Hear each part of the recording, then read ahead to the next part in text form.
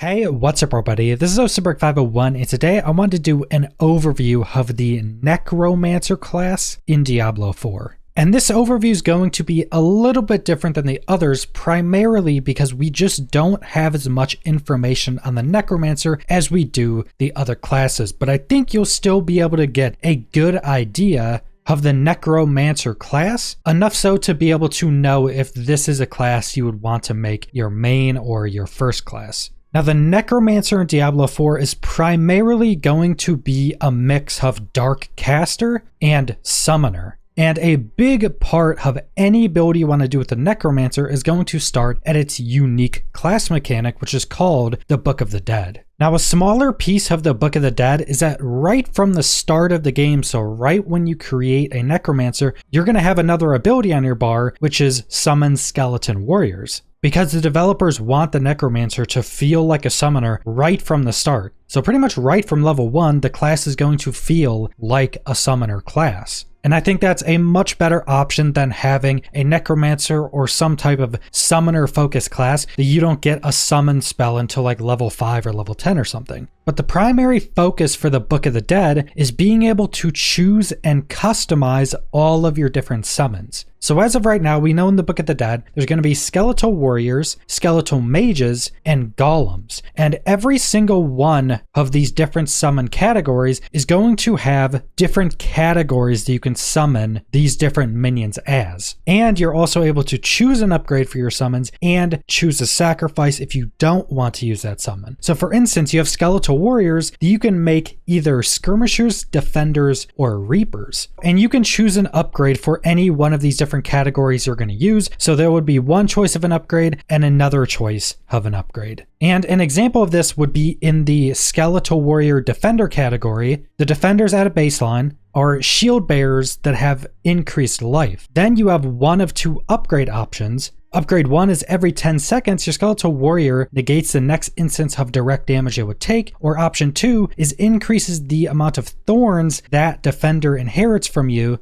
from 30 up to 50%. So you get to choose one of those upgrades if you're using a defender, but then you also have the sacrifice slot. Now, if you sacrifice a minion type, you no longer can summon that minion. So if you're using defenders and you use the sacrifice, you can't summon any skeletal warriors. But when using that sacrifice, you gain a permanent buff. And for defenders, you would gain 15% non-physical resistance. Again, you can no longer summon any skeletal warriors. Now, the sacrifice is primarily there for if you want to be a more caster-focused Necromancer. So if you wanted to, you could use a sacrifice in each one of your different summoning categories. So you could have a sacrifice from skeletal warriors, skeletal mages, and golems. You'd have 3 permanent buffs, and then you could be a full caster build with no summons, or you could maybe not want to use skeletal mages, just use golems and skeletal warriors, but then also get a permanent sacrifice buff from those skeletal mages. So you can mix and match however you want to. You could have one summon, you could have all 3,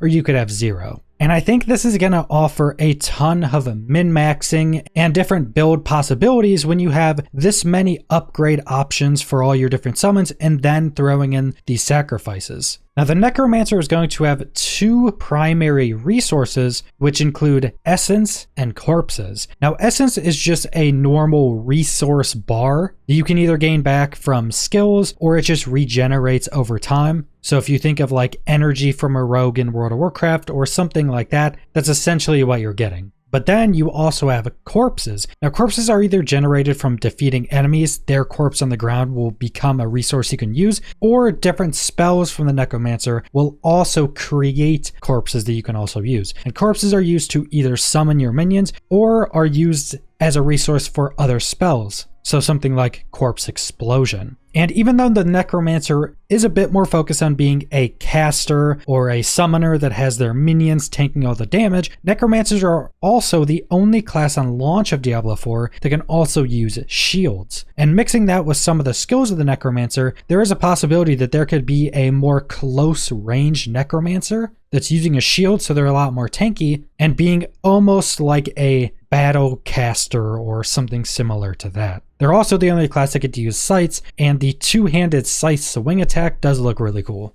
Now we do know that Necromancers are also going to be getting curses. Now we don't have a ton of information on this, but these seem to just be pretty big debuffs you can put on targets, and it seems like they're going to last quite a long time, and they're generally built around making that enemy work against themselves. So one of the examples is Iron Maiden, which causes melee damage to instead be reflected back at that attacker. So that attacker doing damage to you or attempting to melee you would be taking damage themselves instead, so causing them to work against themselves. And one of the main reasons I said that this overview would be a little bit different is primarily based on the skills, because all the different classes I've gone over so far have all of their different skills in 6 different categories. And we don't know if that's how the Necromancer is going to be, just because we don't have more information, and there hasn't been Necromancer in any of the public non-NDA player tests. But we do have a few different categories or elements that the Necromancer is going to be using.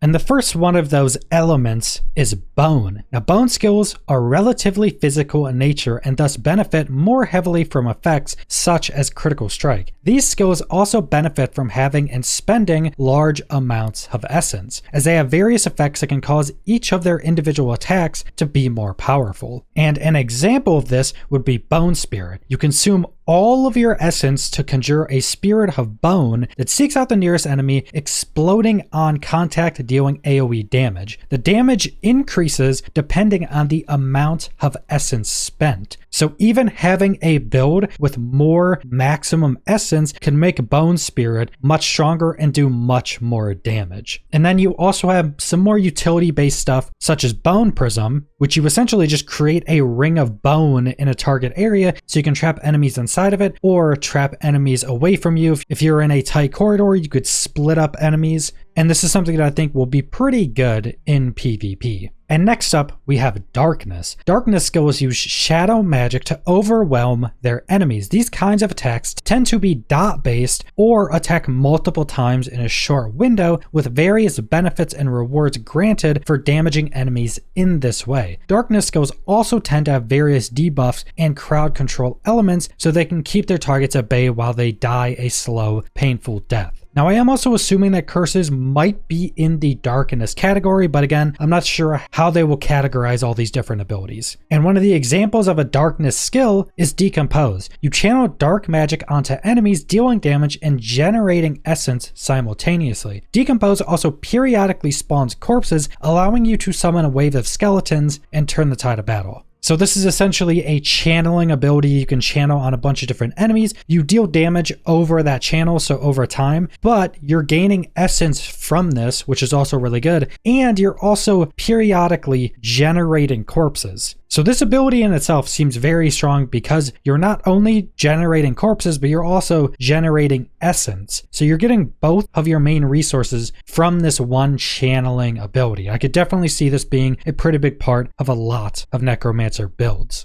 And next up, we have Blood, and this one I think is my favorite. So Necromancers can use the power of blood magic to siphon life from their enemies. Not only do these skills tend to have defensive-oriented benefits, they also have many ways to turn that defense into offense, empowering them and rewarding them for having large amounts of maximum health, as well as keeping their current health total high. So Blood is going to be fully defensive and sustainment-based. And both the skill examples the developers gave seem very strong. First off, we have Blood Surge, a close-range AoE attack that draws blood from surrounding enemies in order to create a blood nova. The damage dealt by this attack is wholly dependent on how much blood is drawn. So if you position yourself correctly in a big group of enemies, you could suck all the blood out of all these different enemies, then do a massive blood nova that just does a ton of damage. And if I'm not mistaken, this should be healing you as well. And then you have Blood Mist. If you're becoming overwhelmed, this defensive skill grants temporary immunity from damage by transforming into a mist of blood. As an added bonus, it also drains life from any enemy you pass through. So this is going to be incredibly strong, and probably every hardcore player is going to be using this, but essentially you turn yourself into a mist of blood. Any enemy you go through will drain life, healing you, and you're also completely immune to damage while you're transformed into this mist of blood.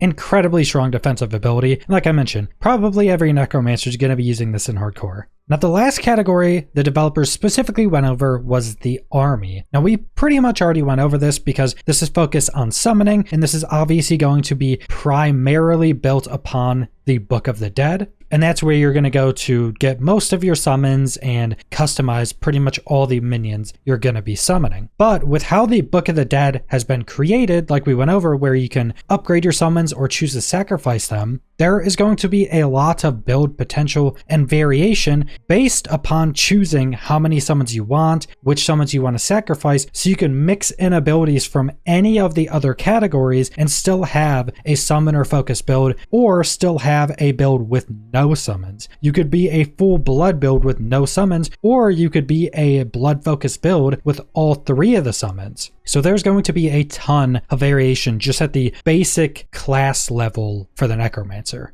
Now, the one thing I'm not sure about is if your different summons that are in the Book of the Dead are also going to have upgrades and augments through the class skill tree. If you don't know how the class skill tree works, essentially you have a bunch of these node clusters. So there's a node in the middle, then around it are your main class abilities that you go into and upgrade. Then off of every one of those class abilities, there's 2 or 3 different augments or upgrades to that specific skill that'll change a skill, give it different effects, or just upgrade its damage or AoE capabilities or something like that. And I'm not sure if your different summons are also going to be in that skill tree, or if your summon customization is only going to be coming from the Book of the Dead. Because like I mentioned, we just don't have as much information on the Necromancer as we do for most of the other classes. But that's pretty much all the information we have on the Necromancer. But like I mentioned, I think this is a good enough overview and gives enough information to know if this is a class you may want to play first or you may want to main. This is definitely one of the classes in the running to be my first class played once the game is released. And I think a lot of that is down to the blood section of the Necromancer. I think the skills they've already shown off look really cool. And I think mix and matching different blood skills with different summon types is going to be really cool. But that's pretty much all I want to go over, so subscribe if you want to see more Diablo 4 or other videos. Leave a like if you liked the video. Leave a comment down below what you guys think about the Necromancer, and thanks for watching.